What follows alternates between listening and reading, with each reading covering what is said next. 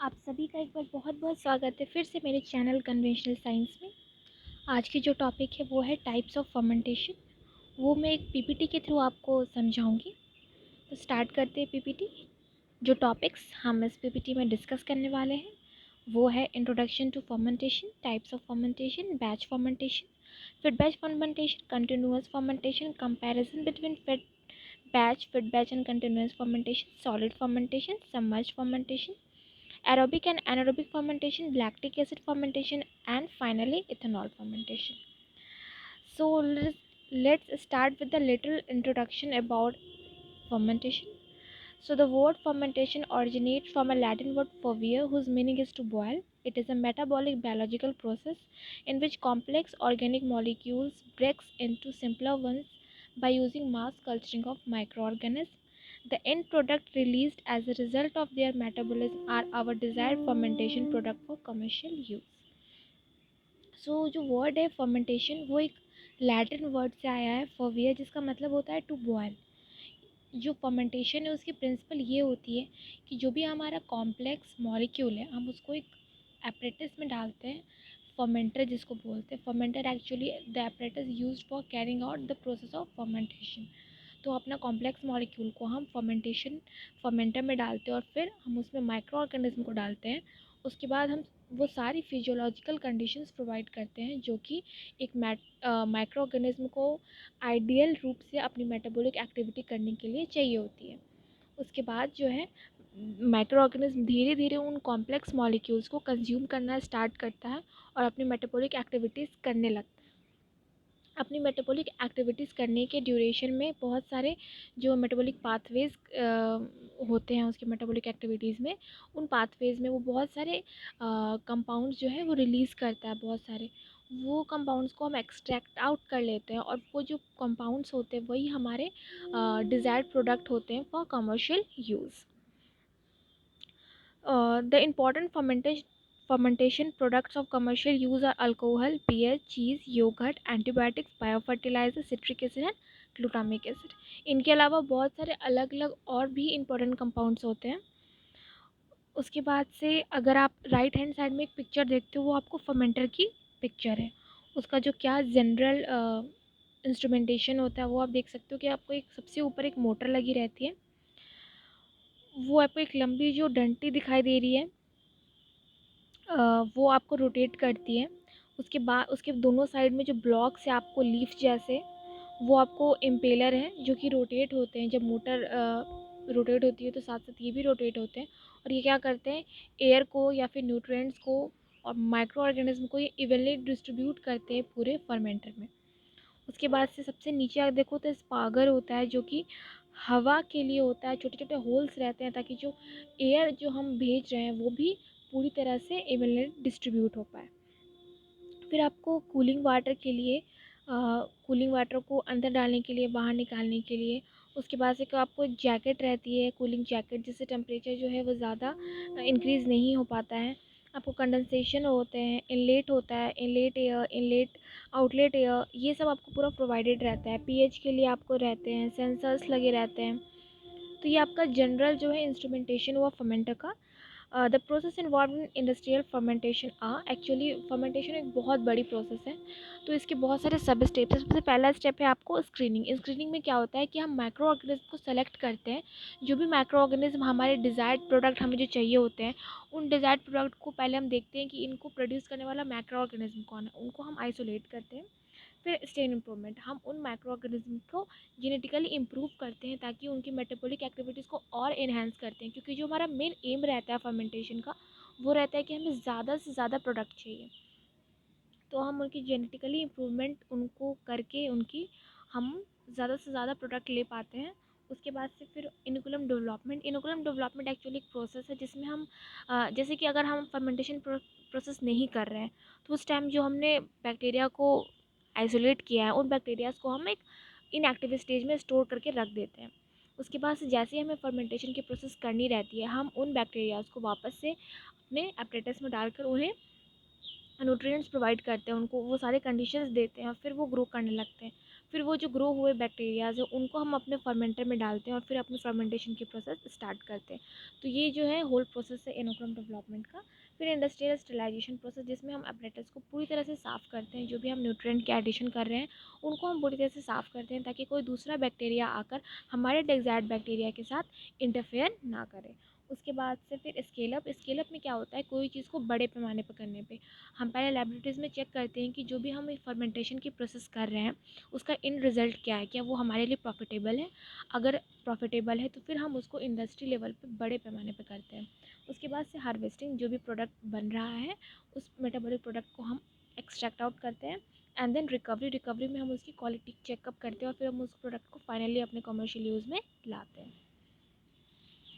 Then types of fermentation, तो अलग अलग क्राइटेरिया के बेसिस पे फर्मेंटेशन की अलग अलग क्लासिफिकेशन हुई है। सबसे पहली जो क्राइटेरिया है वो है on the basis of process selection. तो उस प्रोसेस सेलेक्शन के बेसिस पे fermentation is classified as batch fermentation, fed batch fermentation, continuous fermentation. Then on the basis of physical state of media use, fermentation is classified as solid state fermentation, submerged fermentation.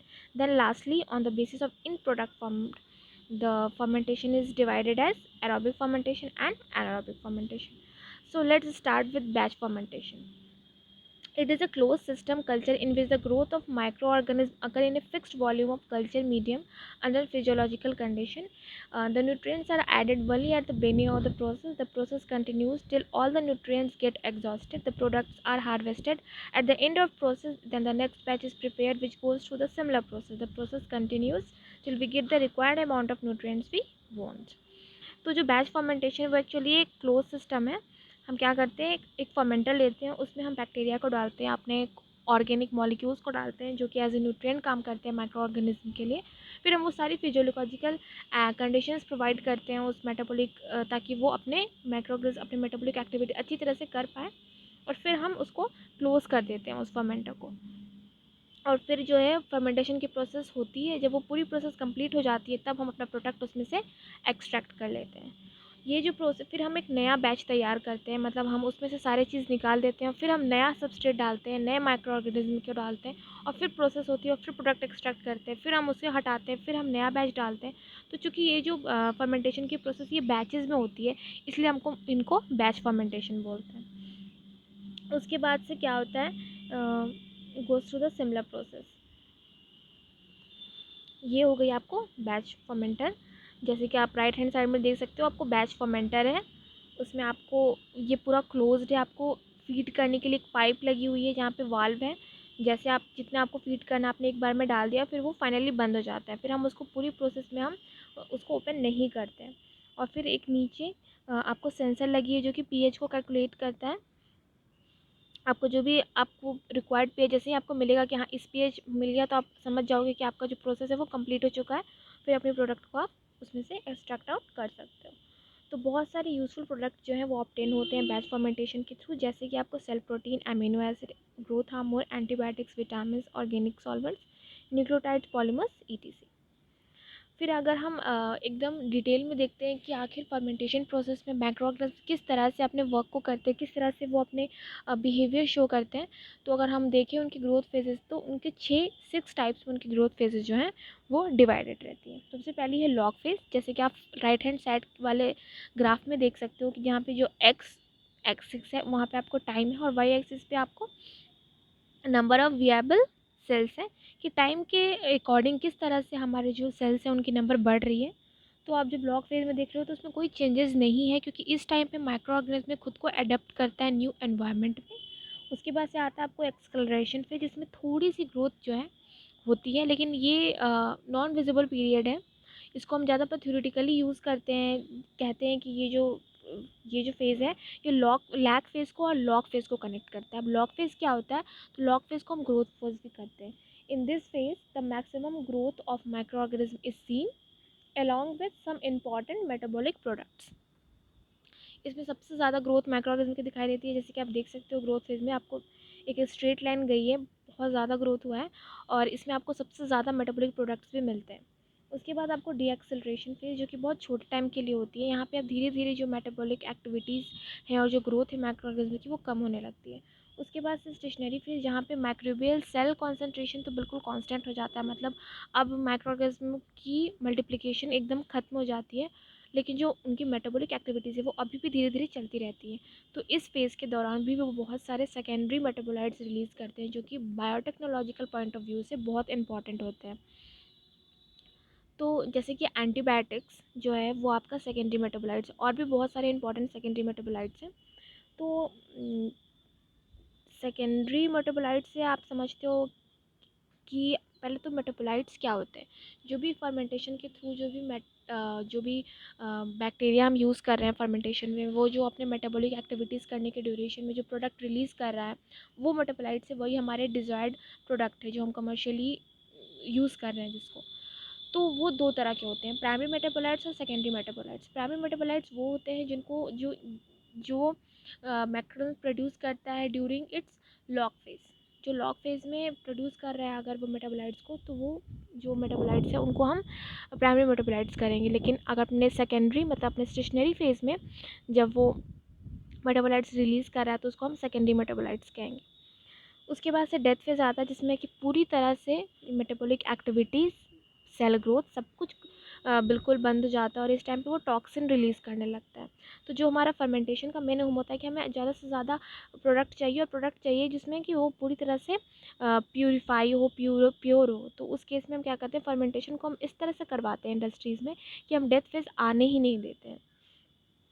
उसके बाद से अगर advantages देखते हैं हम batch fermentation की, तो इसमें कॉन्टेमिनेशन का ज़्यादा चांस नहीं है क्योंकि ये क्लोज का सिस्टम है। The environmental conditions are relatively easy to control, क्योंकि एक्सटर्नल इन्वायरमेंट से इसके इन्वायरमेंट में कोई दोनों में काफ़ी डिफरेंस, दोनों में काफ़ी कोई इंट्रैक्शन नहीं है, क्योंकि ये क्लोज सिस्टम है। इसकी खुद की एक अलग टेम्परेचर और पीएच हम इसको प्रोवाइड करते हैं, तो एक्सटर्नली इस पर कोई इंटरफेरेंस नहीं है बाहरी टेम्परेचर का। द लोअर कैपिटल इन्वेस्टमेंट, क्योंकि आप देख रहे हो इसमें ज़्यादा इक्विपमेंट्स भी नहीं यूज़ कर रहे हैं। एक जब हमारा बैच बन जा रहा है फिर हम उसको निकाल दे रहे हैं, फिर हम उसी में दूसरा बैच बना रहे हैं। तो इसमें जो है ज़्यादा मशीन्स, ज़्यादा इक्विपमेंट्स का हम यूज़ नहीं कर रहे हैं। बहुत simplest type of fermentation batch fermentation माना जाता है। उसके बाद से लिमिटेशंस देखते हो तो न्यूट्रिएंट्स आर लिमिटिंग फैक्टर, क्योंकि न्यूट्रिएंट्स ख़त्म तो हमारी प्रोसेस ख़त्म। उसके बाद से turn around time is longer. Turn around time actually the process from, आप बोल सकते हो कि किसी भी प्रोसेस के इनिशिएशन से लेकर उसके कंप्लीशन तक के बीच की जो ड्यूरेशन है उसको आप टर्न अराउंड टाइम बोल सकते हो। तो जो बैच फर्मेंटेशन कराने में बहुत ज़्यादा टाइम लगता है, मतलब बहुत देरी से होते हैं क्योंकि न्यूट्रिएंट्स कम है, तो उस टाइम पे मैक्रोऑर्गेनिज्म के बीच में कंपटीशन हो जाती है। उनकी ग्रोथ बहुत कम होती है, उनकी ग्रोथ उतनी ज़्यादा नहीं हो पाती, जिसकी वजह से उनकी मेटाबॉलिक एक्टिविटीज़ उतनी अच्छे से नहीं हो पाती है। तो इसकी वजह से हमें प्रोडक्शन भी बहुत स्लो होती है। Time to get going long phase आ ही नहीं पाता, मल्टीप्लिकेशन हो ही नहीं पाता क्योंकि न्यूट्रिएंट्स कम है। तो उस केस में बैक्टीरिया में आपस में ही वो कम्पीट करने लगते हैं न्यूट्रिएंट्स के लिए, और उस वजह से क्या होता है कि बहुत सारे माइक्रोऑर्गेनिज्म मल्टीप्लाई ही नहीं कर पाते हैं। उसके बाद से अगर फेड बैच फर्मेंटेशन देखें तो ये बहुत हद तक बैच फर्मेंटेशन के सिमिलर है। The only difference is that कि हम रेगुलर इंटरवल पे इसमें न्यूट्रिएंट को ऐड करते रहते हैं। The periodical substrate addition prolongs log stationary phase and hence production rate increases. तो जो हम लगातार न्यूट्रिएंट की एडिशन कर रहे हैं कुछ इंटरवल पे, तो उससे जो लॉग फेज़ है और स्टेशनरी फेज़ है वो बढ़ जाता है, जिसकी वजह से जो प्रोडक्शन रेट है वो भी काफ़ी हद तक इंक्रीज़ कर जाती है। Indicators to measure substrate concentration are formation of organic acid, production of CO2, changes in pH. तो जो भी हम कैसे पता करेंगे कि अभी हमारे न्यूट्रिएंट्स की कमी हुई है, तो उसको चेक करने के लिए हम कुछ इंडिकेटर्स यूज़ करते हैं, जैसे कि फॉर्मेशन ऑफ ऑर्गेनिक एसिड। जब भी हमारे प्रोडक्ट अगर हमारा ऑर्गेनिक एसिड है तो हम पता करते हैं कि जो सॉल्यूशन है वो थोड़ा सा ब्लरिश दिखाई देने लगेगा, थोड़ा सा टर्बिडिटी आ जाएगी उसमें, या फिर ऑर्डर उसका थोड़ा अलग हो जाएगा, कलर अलग हो जाएगा, तो हम समझ जाएंगे कि हमारा प्रोडक्ट बन चुका है और हमारा इतना सबस्ट्रेट कंज्यूम हो चुका है, तो हमें अब सबस्ट्रेट की एडिशन करनी चाहिए। फिर जो प्रोडक्शन ऑफ CO2, जो CO2 रिलीज़ होता है तो बहुत ब्रिस्क इफर्वेसेंस के साथ रिलीज़ होता है। तो उस केस में हम समझ सकते हैं कि हमारा CO2 रिलीज़ हो रहा है, इसका मतलब कि हमारा सबस्ट्रेट इस हद तक डिप्लीट हो चुका है। फिर पीएच के चेंज से भी देख सकते हैं। तो ये सब कुछ इंडिकेटर्स है। अगर एडवांटेजेस देखते हैं तो it is used for production of human therapeutic proteins with good health. Therapeutic proteins actually वो प्रोटीन्स होते हैं जो कि लैब में प्रोड्यूस्ड होते हैं फार्मास्यूटिकल पर्पज़ के लिए।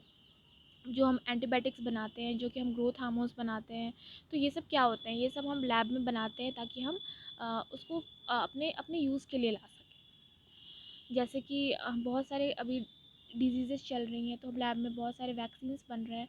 तो एक्चुअली ये लैब में प्रोड्यूस्ड, मतलब जितने भी आपको वैक्सीन्स या फिर एंटीबायोटिक्स हैं जो कि अपने फार्मास्यूटिकल यूज़ के लिए हम ला रहे हैं, उनको हम थेरेपेटिक प्रोटीन्स बोल सकते हैं।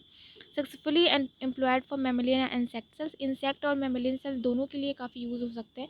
रिकॉम्बिनेंट डीएनए टेक्नोलॉजी में बहुत सारे आपको प्रोटीन्स की फॉर्मेशन करानी होती है, तो उनके फॉर्मेशन में भी, प्रोडक्शन में भी फीड बैच फर्मेंटेशन काफ़ी हेल्पफुल है। Increase the productivity rate from 25 degree Celsius to 25% to 100% compared to batch fermentation. Batch fermentation की एक कंपैरिजन में हम देखें तो ये 25 से लेके 100% तक इंक्रीज़ कर देता है प्रोडक्शन रेट को। लिमिटेशंस देखते हैं तो इसमें बहुत सारे ऐसे अननेसेसरी कंपाउंड्स की भी ग्रोथ होने लगती है जो कि हमें नहीं चाहिए, तो उनकी ग्रोथ को कंट्रोल करना काफ़ी मुश्किल होता है। Wall growth and cell aggregation can prevent optimum steady state growth of micro organism, क्योंकि हम इसमें प्रोडक्ट को एक्सट्रैक्ट तो नहीं कर रहे हैं लेकिन रेगुलर इंटरवल पे सबस्ट्रेट की एडिशन कर रहे हैं। तो इस केस में क्या होता है कि बहुत ज़्यादा ग्रोथ हो जाता है माइक्रो ऑर्गेनिज्म का, तो वो सेल पे आके, वॉल पे आके वो एग्रीगेट में से जमा होने लगते हैं।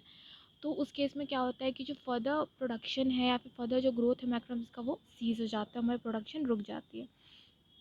The microorganisms in the stationary phase produce proteolytic enzymes which attack the recombinant proteins that are being produced in the log phase. Micro organism जो है, जो स्टेशनरी फेज़ में है, स्टेशनरी फेज़ में जब जाते हैं तो वो प्रोटेलिटिक एंजाइम्स प्रोड्यूस करने लगते हैं। तो जो भी हमारा थेरेपेटिक प्रोटीन जो प्रोड्यूस होता है लॉग फेज़ में, और तो वो क्या करते हैं, उन पे अटैक करते हैं जो प्रोटेलिटिक एंजाइम्स। प्रोटेलिटिक एंजाइम्स की कैरेक्टरिस्टिक होती है कि प्रोटीन्स को ब्रेक करते हैं। तो जो भी प्रोटीन्स प्रोड्यूस हुए हैं हमारे लॉग फेज़ में, उनको जाके अटैक करती है और उनको डिस्ट्रॉय कर देती है। तो इस तरह से जो हमारा प्रोडक्ट है वो फर्मेंटेशन प्रोसेस के ड्यूरेशन में ही डिस्ट्रॉय हो जाता है और हमें अपना डिज़ायर्ड प्रोडक्ट नहीं मिल पाता है। तो ये एक एडवांटेज हो गई, डिसएडवांटेज हो गई। फिर हम कंटिन्यूस फर्मेंटेशन देखते हैं, तो ये बिल्कुल उल्टा है फेड बैच और बैच फर्मेंटेशन के, क्योंकि it is a open system where in the removal of product and replacement of this with a fresh sterile medium in a bioreactor occur simultaneously at the same rate. इसमें हम product को डालते हैं, एक तरफ से एक एक्सट्रैक्ट आउट करते हैं और डालते हैं, ये दोनों हम एकदम साइमल्टेनियसली करते हैं। मतलब एक तरफ से हम प्रोडक्ट को निकालते हैं, एक तरफ से हम सबस्ट्रेट को डालते हैं। तो इस तरह से क्या होता है कि जो हमारा माइक्रो ऑर्गेनिज्म है उसकी जो मेटाबॉलिक रेट है वो हमेशा कांस्टेंट रहती है। बहुत कंसिस्टेंसी इसमें आपको मिल जाती है। हमारे जो प्रोडक्ट हैं वो भी बहुत कंसिस्टेंस रहते हैं। The bioreactors used for continuous fermentation are chemostat bioreactor, turbostat bioreactor, plug flow bioreactor.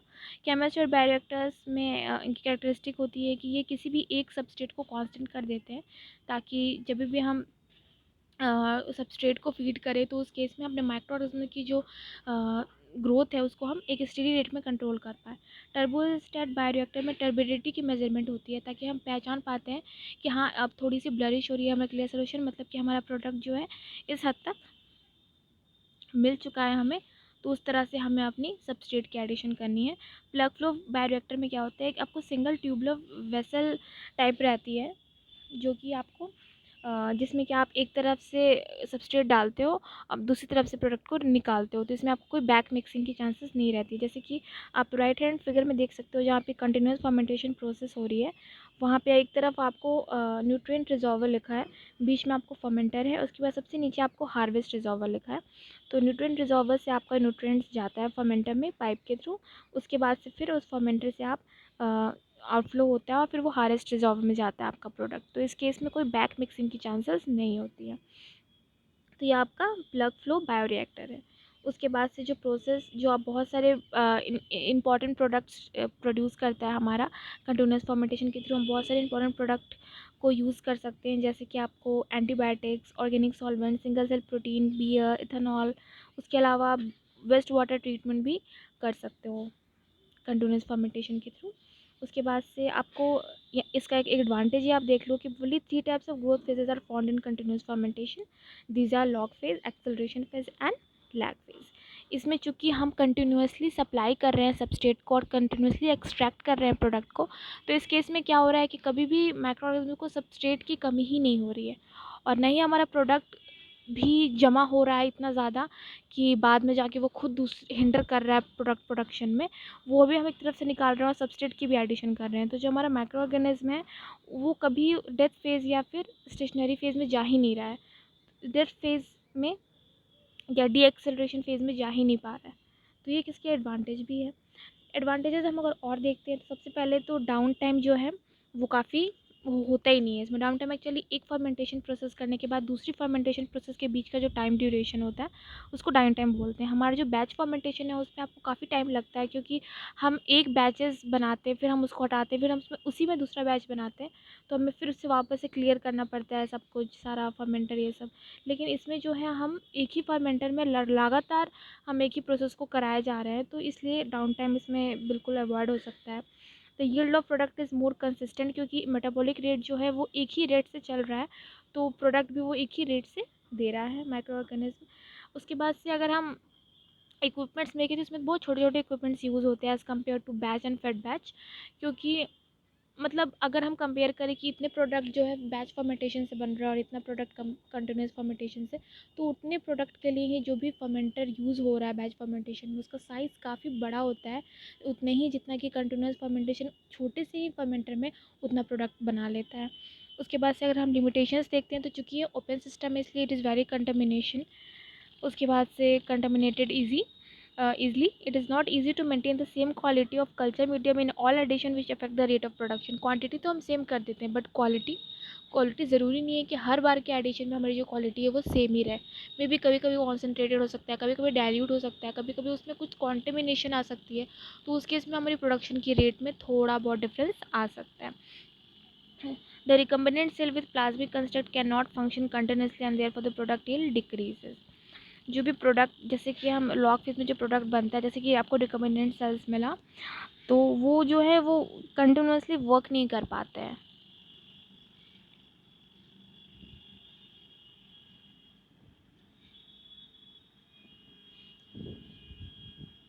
जो भी recombinant cells with plasmid constructs cannot function continuously and therefore the product yield decreases. ये आपको बोल रहा है माइक्रो ऑर्गेनिज्म के लिए। वैसे माइक्रो ऑर्गेनिज्म जो कि आपको जेनेटिकली इंजीनियर्ड है और जिनके पास प्लाज्मिड्स होता है वो कंटिन्यूसली वर्क नहीं कर पाते, क्योंकि यहाँ पे हम सेम माइक्रो ऑर्गेनिज्म के सेम माइक्रोन के कॉन्सेंट्रेशन का यूज़ कर रहे हैं बार बार। हम बस चेंज क्या कर रहे हैं, सबस्ट्रेट की एडिशन हम लगातार कर रहे हैं और प्रोडक्ट को एक्सट्रैक्ट आउट कर रहे हैं। लेकिन जो हमारा माइक्रो ऑर्गेनिज्म है जो कि मेटाबॉलिक एक्टिविटी कर रहा है वो तो कांस्टेंट ही है।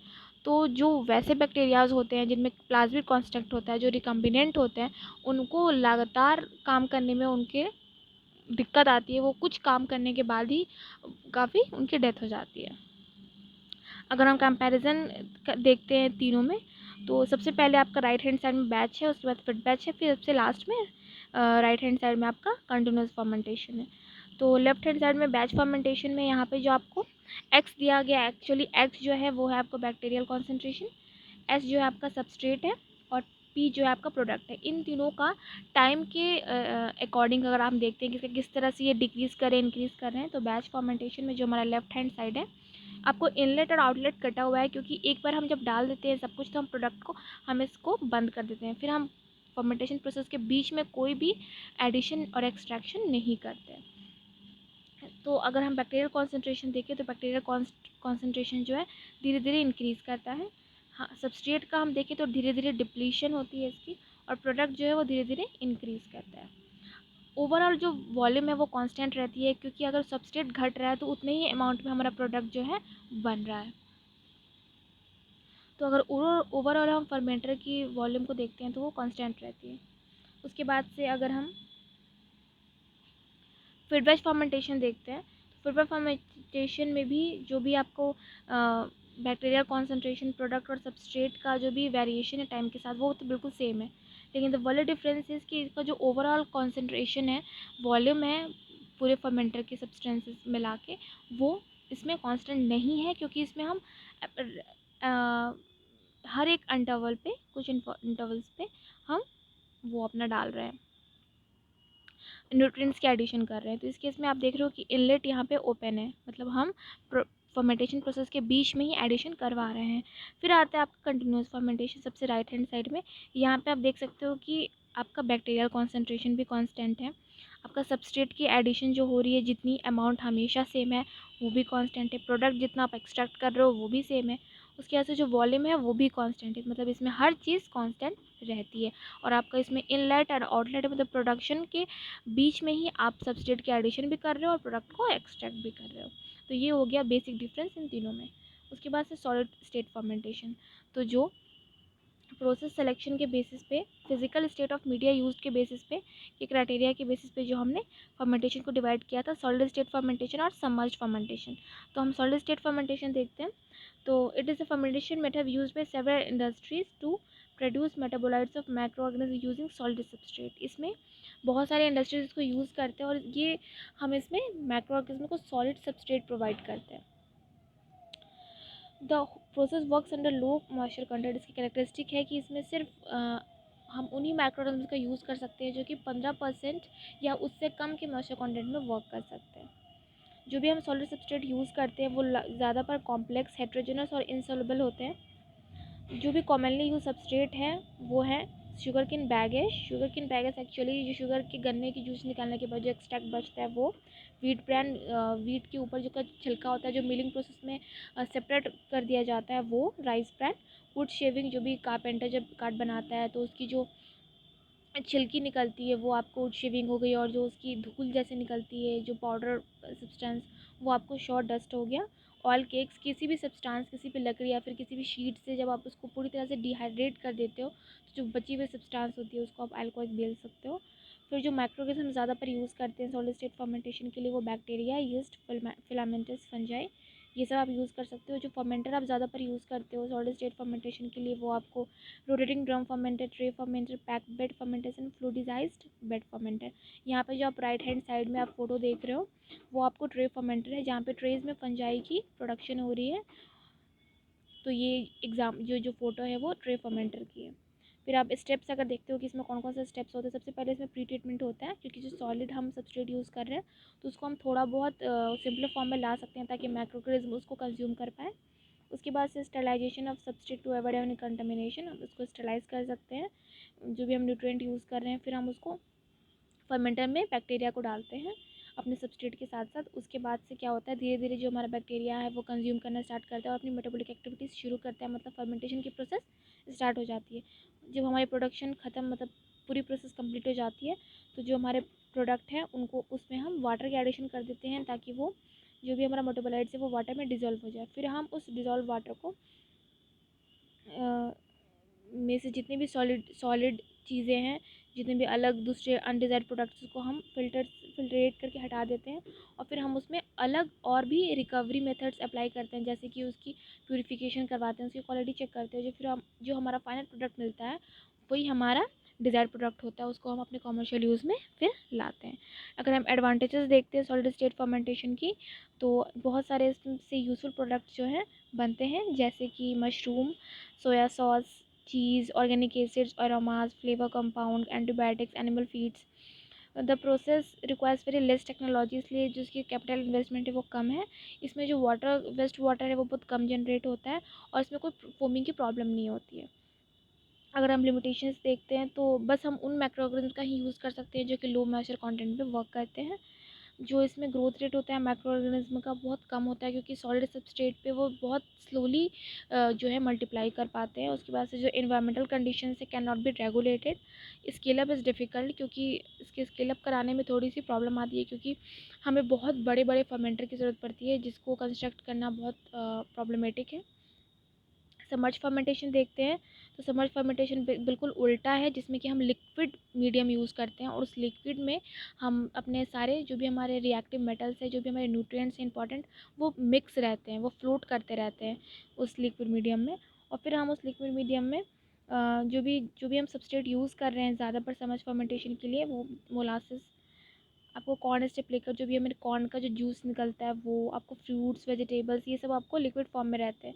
उसके बाद से ये सब जो है लिक्विड मीडियम में डिजॉल्व रहते हैं। लिक्विड मीडियम जो हम यूज़ करते हैं वो या तो ऑयल हो सकता है या फिर आपको अल्कोहल हो सकता है। जो माइक्रो ऑर्गेनिज्म भी यूज़ करते हैं वो हायर मॉइस्चर कंटेंट पे वर्क करने चाहिए। उसके बाद से जो बायोरिएक्टर्स हम ज़्यादा पर यूज़ करते हैं वो स्टैट टैंक बायोरिएक्टर्स हो सकता है या फिर आपको airlift bioreactor, bubble column bioreactor हो सकता है। यहाँ पे जो एग्जांपल दिया गया, आपको फिगर दिया गया वो स्टैट टैंक बायोरिएक्टर का है, इसमें आपको नीचे सबमर्ज एरेटर लगे हुए हैं, इसमें आपको होल्स दिखाई दे रही है। उन होल्स में के बीच से जो हमारी एयर है वो जाती है, जिसकी वजह से क्या होती है, एयर जो है इवनली डिस्ट्रीब्यूट हो जाती है पूरे फर्मेंटर में जाकर। उसके बाद से जो आपको फ़ैन लाइक स्ट्रक्चर दिख रही है बीच में, वो आपको इम्पेलर्स हैं, जो कि जब मोटर रोटेट करता है तो साथ में ये भी रोटेट करते हैं और ये न्यूट्रिएंट्स को या फिर माइक्रो ऑर्गेनिज्म को पूरी तरह से फर्मेंटर में डिस्ट्रीब्यूट कर देते हैं। The process is primarily used for the production of secondary metabolites, for example alcohol, citric acid, wine, antibiotics, polysaccharide। इन सब के यूज़ के लिए सबमर्ज फर्मेंटेशन का हम ज़्यादा पर यूज़ करते हैं। अगर हम स्टेप्स की बात करते हैं, सबसे पहले इसका प्रिपरेशन करते हैं हम लिक्विड मीडियम का, लेकिन इसमें कोई प्री ट्रीटमेंट की ज़रूरत नहीं पड़ती क्योंकि ये खुद ही बहुत सिंपलेस्ट फॉर्म में रहता है। उसके बाद से हम इसको स्टरलाइज़ करते हैं, फिर हम इनोकुलेशन कराते हैं फर्मेंटर की।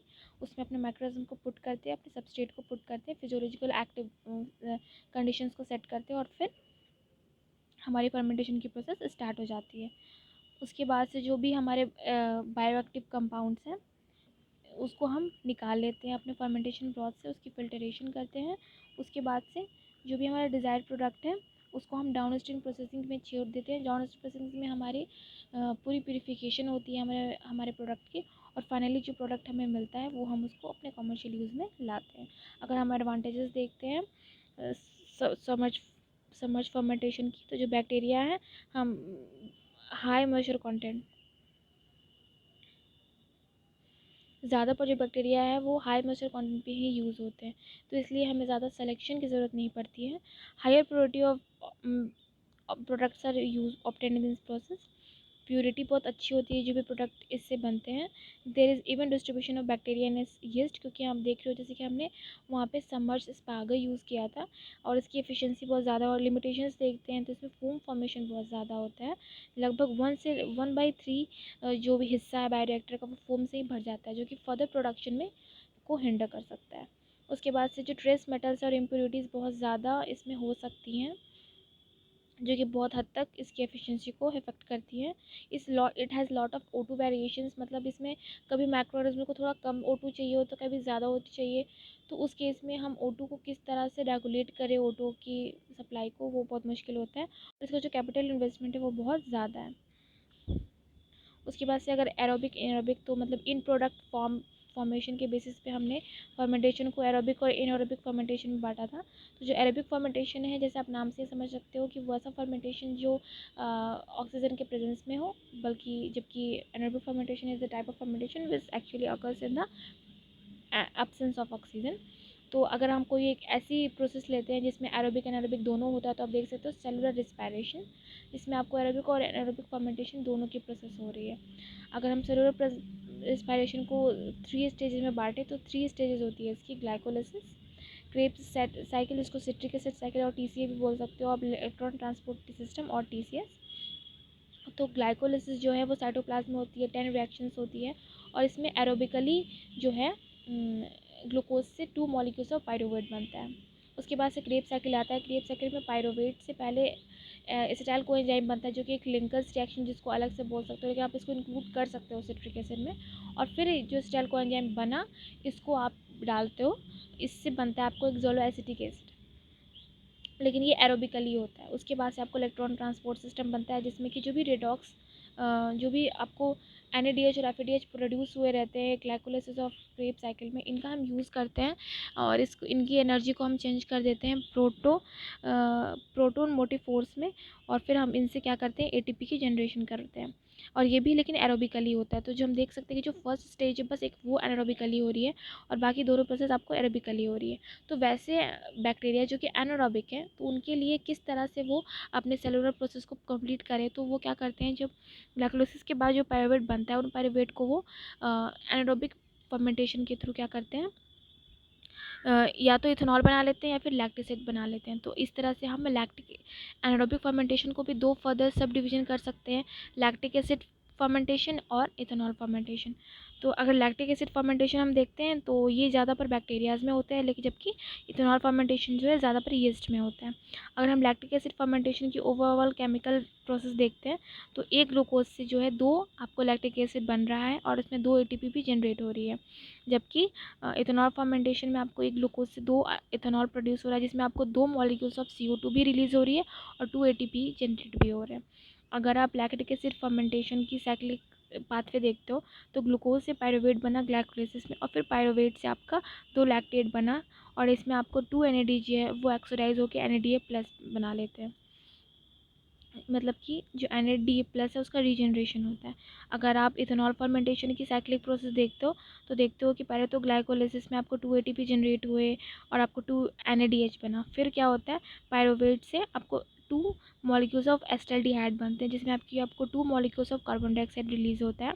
उसके बाद से 2 एसिटाल्डिहाइड से 2 मॉलिक्यूल्स ऑफ इथेनॉल बनते हैं, जिसमें कि आपको जो भी ग्लाइकोलाइसिस में जो आपको 2 NADH बना था वो ऑक्सीडाइज होकर NADH+ बना लेते हैं, और हमारा 2 एसिटाल्डिहाइड से 2 मॉलिक्यूल्स ऑफ इथेनॉल बन जाता है। तो ये आपको ओवरऑल हो गई पूरी फर्मेंटेशन की process. This is the last topic. From this topic I am winding up my presentation. Thank you so much for listening to my presentation.